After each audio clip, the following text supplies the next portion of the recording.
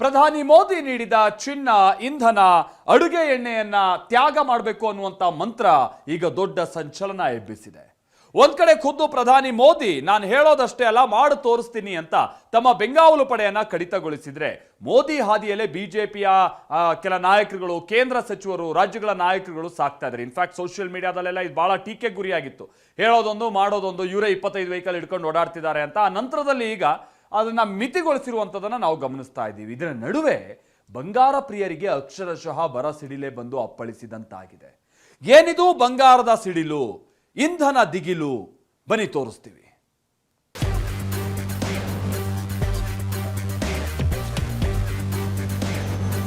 ಒಂದು ವರ್ಷ ಚಿನ್ನ ಖರೀದಿಸದಂತೆ ಮೋದಿ ಕರೆ, ಬಂಗಾರದ ದರ ಏರಿಕೆ.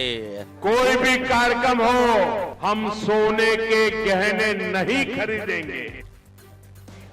ಆಮದು ಸುಂಕ ಶೇಕಡ 6ರಿಂದ ಶೇಕಡ 15ಕ್ಕೆ ಹೆಚ್ಚಳ, ಮತ್ತೆ ಚಿನ್ನ ದುಬಾರಿ.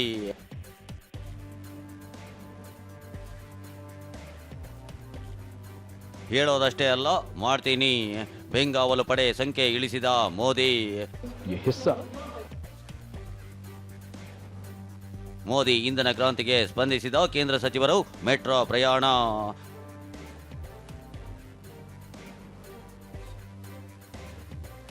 ಬಂಗಾರದ ಸಿಡಿಲು, ಇಂಧನದ ದಿಗಿಲು.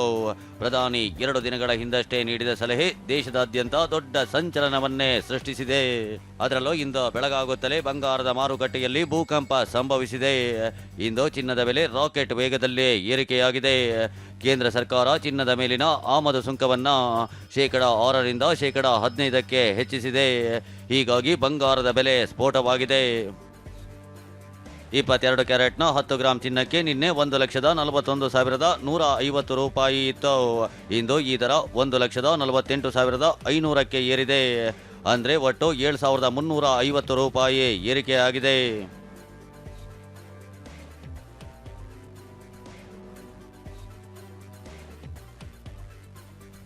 ಇನ್ನು 24 ಕ್ಯಾರೆಟ್ 10 ಗ್ರಾಂ ಚಿನ್ನಕ್ಕೆ ನಿನ್ನೆ 1,53,980 ರೂಪಾಯಿ ಇತ್ತು.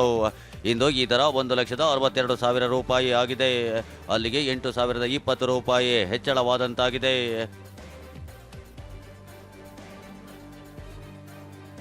ಈ ದಿಢೀರ್ ಬೆಲೆ ಏರಿಕೆ ಮದುವೆ ಸಂಭ್ರಮದಲ್ಲಿದ್ದ ಕುಟುಂಬಗಳಿಗೆ ಬರ ಸಿಡಿಲಿನಂತೆ ಎರಗಿದೆ. ಚಿನ್ನದ ದರ ಹೀಗೆ ಏರಿದ್ದಕ್ಕೆ ಜನರು ಆಕ್ರೋಶ ಹೊರಹಾಕ್ತಿದ್ದಾರೆ. ಇನ್ನು ದರ ಜಾಸ್ತಿ ಆಗುತ್ತೆ ಅನ್ನೋ ಆತಂಕದಲ್ಲೇ ಈಗಲೇ ಚಿನ್ನ ಕೊಳ್ಳೋಕೆ ಅಂಗಡಿಗೆ ಬರ್ತಿದ್ದಾರೆ. ಮಿಡಲ್ ಕ್ಲಾಸ್ ಅವ್ರಿಗೆ ಕಷ್ಟ ಆಗುತ್ತೆ, ಸಾವುಕಾರ ತಗೊಂಡ್ಬಿಡ್ತಾರೆ. ಟ್ಯಾಕ್ಸ್ ಇದೆಲ್ಲ ಸ್ವಲ್ಪ ಕಮ್ಮಿ ಇದ್ದ ಚೆನ್ನಾಗಿರುತ್ತೆ. ನಾವೆಲ್ಲ ಒಂದು ಹೆಣ್ಮಕ್ಳು ಇಟ್ಕೊಂಡಿದೀವಿ, ಇವಾಗ ವರದಕ್ಷಿಣೆ ಅಂತ ಬರ್ತಾರೆ, ಮಿನಿಮಮ್ ಹಾಕ್ಲೇಬೇಕು, ಸುಮ್ಮನೆ ಕಳ್ಸೋಕ್ಕಾಗಲ್ಲ, ತಗೊಂಡು ಹೋಗ್ಬಿಡಲ್ಲ, ಇನ್ನೂ ಜಾಸ್ತಿ ಆಗುತ್ತಲ್ವಾ ಅಂತ ಬಂದಿದ್ದೀವಿ. ಮದುವೆ ಮನೆಯಲ್ಲಿ ಬಂಗಾರದ ಕನಸು ಕಾಣ್ತಿದ್ದವರಿಗೆ ಇದು ಅಭಿಕ್ಷಾಕಾದ್ರೆ. ಇತ್ತ ಹಳೆಯ ಚಿನ್ನವನ್ನ ಹೆಚ್ಚಿನ ಬೆಲೆಗೆ ಮಾರಾಟ ಮಾಡಲು ಕೆಲವರು ಮುಂದಾಗಿದ್ದಾರೆ. ಸೆಲ್ ಮಾಡ್ತಾ ಇದ್ದೀನಿ ಸರ್. ಆವಾಗ ತುಂಬಾ ಕಡಿಮೆ ಆಗಿತ್ತು. ಇವಾಗ ಸಡನ್ ಆಗಿ ನೆನೆ ಮೋದಿ ಅನೌನ್ಸ್ಮೆಂಟ್ ಆದಾಗಿಂದ ಅದು ಒಂದೇ ಸರಿ ಈಗ 1,500,000 ಜಾಸ್ತಿ ಆಗಿದೆ. ಸೊ ಮನೆಗೆ ರಿಜಿಸ್ಟ್ರೇಷನ್ಗೆಲ್ಲ ಬೇಕಾಗಿತ್ತು, ಅದಕ್ಕೆ ಸೆಲ್ ಮಾಡ್ತಾ ಇದ್ದೀವಿ. ಇವಾಗ ಒಂದು 25 ಗ್ರಾಮ್ ಸೆಲ್ ಮಾಡಿದ್ದೀವಿ. ಹೌದು. ನಾನು ತೊಗೊಂಡಾಗ 3 ವರ್ಷದ ಮುಂಚೆ 1 ಲಕ್ಷ ಚಿಲ್ಲರೆ ಇತ್ತು. ಇವಾಗ ಒಂದು 4 ಚಿಲ್ಲರೆ ಬರ್ತಾ ಇದೆ. ಇಂಧನ ಉಳಿತಾಯ ಕ್ರಾಂತಿಗೆ ಮೋದಿ ಮೊದಲ ಹೆಜ್ಜೆ, ಬೆಂಗಾವಲು ಪಡೆಗೆ ಕತ್ತರಿ. ಸಾಲು ಸಾಲು ಬೆಂಗಾವಲು ಪಡೆಯನ್ನೇ ಹೊತ್ತು ಬರ್ತಿದ್ದ ಪ್ರಧಾನಿ ಮೋದಿ ವಾಹನದ ಹಿಂದೆ ಒಂದೇ ಒಂದು ಭದ್ರತಾ ವಾಹನ ಇದೆ.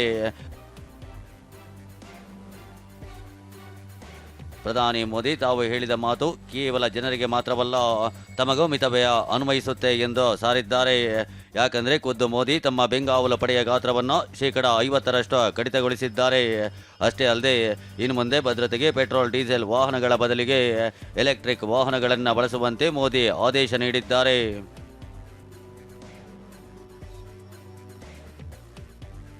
ಪ್ರಧಾನಿ ನೀಡಿದ ಸಲಹೆಯನ್ನ ಬಿಜೆಪಿ ನಾಯಕರು ಇಂದಿನಿಂದಲೇ ಪಾಲಿಸಲು ಆರಂಭಿಸಿದ್ದಾರೆ. 10 ವಾಹನಗಳು, ಆಂಬ್ಯುಲೆನ್ಸ್ಗಳು, ಭದ್ರತಾ ಪಡೆ ಜೊತೆಗೆ ಬರ್ತಿದ್ದ ಕೇಂದ್ರ ಗೃಹ ಸಚಿವ ಅಮಿತ್ ಶಾ ಹಿಂದೆಯೂ ಕೇವಲ 3 ಬೆಂಗಾವಲು ವಾಹನಗಳಿವೆ. ರಕ್ಷಣಾ ಸಚಿವ ರಾಜನಾಥ್ ಸಿಂಗ್ ಅವರ ಭದ್ರತಾ ವಾಹನಗಳ ಸಂಖ್ಯೆಯೂ ಇಳಿಕೆಯಾಗಿದೆ. ಕೇಂದ್ರ ಸಚಿವರಾದ ಜಿತೇಂದ್ರ ಸಿಂಗ್ ಒಂದೇ ಕಾರಿನಲ್ಲಿ ಬಂದಿದ್ದಾರೆ. ರಾಮದಾಸ್ ಅಠಾವಳೆ ಮೆಟ್ರೋದಲ್ಲಿ ಪ್ರಯಾಣಿಸುತ್ತಿದ್ದಾರೆ. ಮಹಾರಾಷ್ಟ್ರ ಉಪಮುಖ್ಯಮಂತ್ರಿ ಏಕನಾಥ್ ಶಿಂದೆ ಎಲೆಕ್ಟ್ರಿಕ್ ವಾಹನ ಏರಿದ್ದಾರೆ.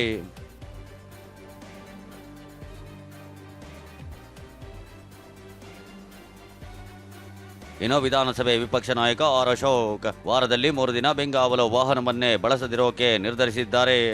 ಅಷ್ಟೇ ಅಲ್ಲ, ಖಾಸಗಿ ಕಾರ್ಯಕ್ರಮಗಳಿಗೂ ಬೆಂಗಾವಲು ಪಡೆ ಬಳಸಲ್ಲ ಎಂದಿದ್ದಾರೆ.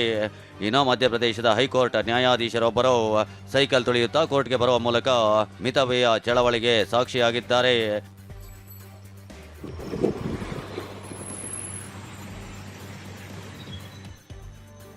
ಇನ್ನಿವತ್ತು ನಡೆದ ಕೇಂದ್ರ ಸಂಪುಟ ಸಭೆಯಲ್ಲೂ ಪ್ರಧಾನಿ ಮೋದಿ ಎಲ್ಲ ಸಚಿವರಿಗೆ ಹಾಗೂ ಇಲಾಖೆ ಅಧಿಕಾರಿಗಳಿಗೆ ಸಾಧ್ಯವಾದಷ್ಟು ಕಡಿಮೆ ಖರ್ಚು ಮಾಡಿ ಆಮದು ವಸ್ತುಗಳ ಬಳಕೆ ತಗ್ಗಿಸಿ ಅಂತ ಹೇಳಿದ್ದಾರೆ. ಒಂದ್ ಕಡೆ ಕೇಂದ್ರ ಸಚಿವರು ಮೋದಿ ಕರೆಯನ್ನ ಪಾಲಿಸುತ್ತಿದ್ರೆ, ಈತ ಕಾಂಗ್ರೆಸ್ ನಾಯಕರು ಕೇಂದ್ರದ ವಿರುದ್ಧ ಗುಡುಗಿದ್ದಾರೆ. ಮೋದಿ ಹೇಳೋದೊಂದು ಮಾಡೋದೊಂದು ಅಂತ ಸಚಿವ ಎಚ್ ಕೆ ಪಾಟೀಲ್ ಆಕ್ರೋಶ ಹೊರಹಾಕಿದ್ದಾರೆ. ಇದಕ್ಕೆ ವಿಪಕ್ಷ ನಾಯಕ ಆರ್ ಅಶೋಕ್ ತಿರುಗೇಟು ಕೊಟ್ಟಿದ್ದಾರೆ. ನೆಹರು ಕಾಲದಲ್ಲಿ ಜನರ ಮನೆಯ ಚಿನ್ನ ಕೇಳಿದ್ರು, ಆದ್ರೆ ಮೋದಿ ಒತ್ತಡ ಹೇರಿಲ್ಲ, ವಿನಂತಿ ಅಷ್ಟೇ ಎಂದಿದ್ದಾರೆ. ದಯಮಾಡಿ ಅರ್ಥೈಸ್ಕೊಳ್ಬೇಕು, ಚುನಾವಣೆ ಆಗುವವರೆಗೆ ನಿಮಗೆ ದೇಶದ ಚಿಂತೆನೇ ಇರಲಿಲ್ವಾ? ನಿಮ್ಮ ಹೇಳಿಕೆ ಕೊಟ್ಟ 2 ಗಂಟೆಗಳ ಒಳಗಾಗಿ 200 ಕಾರುಗಳು ನಿಮ್ಮನ್ನು ಬೆನ್ನತ್ಕೊಂಡು ತಿರುಗ್ತಾ ಇದ್ವು. ನಿಮ್ಮ ಸರ್ಕಾರಿ ಹಾಗೂ ಪಕ್ಷದ ಕಾರುಗಳು 200 ಕಾರುಗಳು ನಿಮ್ಮ ಹಿಂದೆ ತಿರುಗ್ತಾ ಇದ್ವು ಅಂದರೆ ನಾಚಿಕೆ ಬರೋದಿಲ್ವೇ? ಏನು ಹೇಳಿದ್ರೆ ಅದ್ರಂಗೆ ನೀವು ನಡಿಬೇಕು ಅನ್ನುವಂಥದ್ದು ಇರಬೇಕಲ್ಲ. ಕಾಂಗ್ರೆಸ್ ಅವರು ಯಾಕೆ ಬಾಯ್ ಬಿಡ್ಕೊಂತೀರಾ? ನೀವು ಹೇಳ್ಬೇಕಲ್ಲ. ನೀವು ನಾವಿದ್ದಾಗ ನಾವ್ ಈ ತರ ಮಾಡಿಲ್ಲ. ಕಾಂಗ್ರೆಸ್ ಪಾರ್ಟಿ ಇದ್ದಾಗ ದೇಶದಲ್ಲಿ ನಾವು ಯಾವತ್ತೂ ಕೂಡ ಈ ತರ ನಿರ್ಬಂಧಗಳನ್ನ ಹಾಕಿಲ್ಲ. ಧೈರ್ಯವಾಗಿ ಹೇಳಿ, ನಿಮ್ ದಮ್ಮಿದ್ರೆ, ಆ ತರ ಗಟ್ಸ್ ಇದ್ರೆ ನಿಮ್ಗೆ ಮಾತಾಡಿ ನೋಡೋಣ. ನೆಹರು ಅವರು ಹೇಳಿದ್ರು, ಯುದ್ಧ ನಡೆಯುವಂತ ಸಂದರ್ಭದಲ್ಲಿ ನಿಮ್ಮ ಮನೆಗಿರೋ ಚಿನ್ನ ಎಲ್ಲ ತಂದು ದೇಶಕ್ಕೆ ಕೊಟ್ಬಿಡಿ ಅಂತ ಹೇಳಿದ್ರು. ಒಂದೆಡೆ ಬೆಲೆ ಏರಿಕೆಯ ಬಿಸಿ, ಇನ್ನೊಂದೆಡೆ ಸಚಿವರ ಸರಳತೆಯ ಕಸರತ್ತು. ಮೋದಿ ಹೇಳಿದ ಮಿತವ್ಯಯದ ಪಾಠ ದೊಡ್ಡ ಚರ್ಚೆಗೆ ಗ್ರಾಸವಾಗಿದೆ. ವಿಪಕ್ಷ ಆಡಳಿತ ಪಕ್ಷದ ನಡುವಿನ ಜಟಾಪಟಿಗೆ ಕಾರಣವಾಗಿದೆ. Bureau report, TV9.